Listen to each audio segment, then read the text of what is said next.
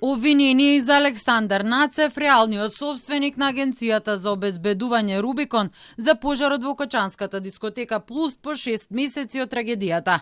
Нацев се гони за тешки дела против општата сигурност, бидејќи од септември 2022 година до денот на пожарот, заедно со веќе обвинетиот директор на агенцијата немале склучено писмен договор за обезбедување на дискотеката и не воделе грижа, контрола и надзор на нивните обезбедувачи. Во Плюс на денот на пожарот имало 4 обезбедувачи од Рубикон, 3 имале лиценца, но еден бил без потребниот документ. Тие според обвинителството не направиле проверка на објектот, дали дискотеката е безбедна за посетители за евакуација во случај на опасност, ни дали влезовите и излезите се исправни, доколку дискотеката е преполна. Рубикон немала изготвено ни доставено план за обезбедување при одржување на концертот и не ангажирала повеќе обезбедувачи, иако тоа било потребно.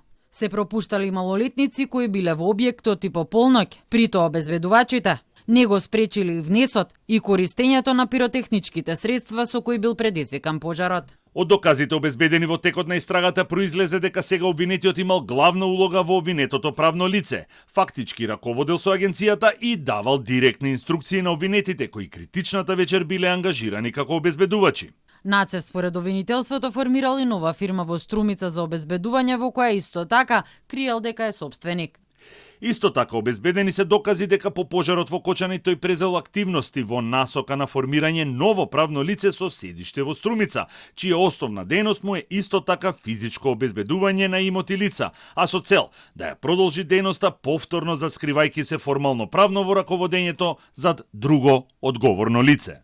Единствената фирма во Струмица која е основана после пожарот во Плюс на 7 април годинава и има иста дејност како Рубикон е фирмата Defender Solution. Нејзин собственик и управител е Димитар Мицевски. Инаку Нацев е и универзитетски професор, а претходно беше и активен член на ВМРО ДПМНЕ и додека партијата беше во опозиција, имаше пресконференции поврзани со безбедносни теми. Во пожарот кој настана поради употребата на пиротехнички средства на концертот на групата ДНК на 16 март годинава загинаа 62 лица, а повредени беа 222 лица.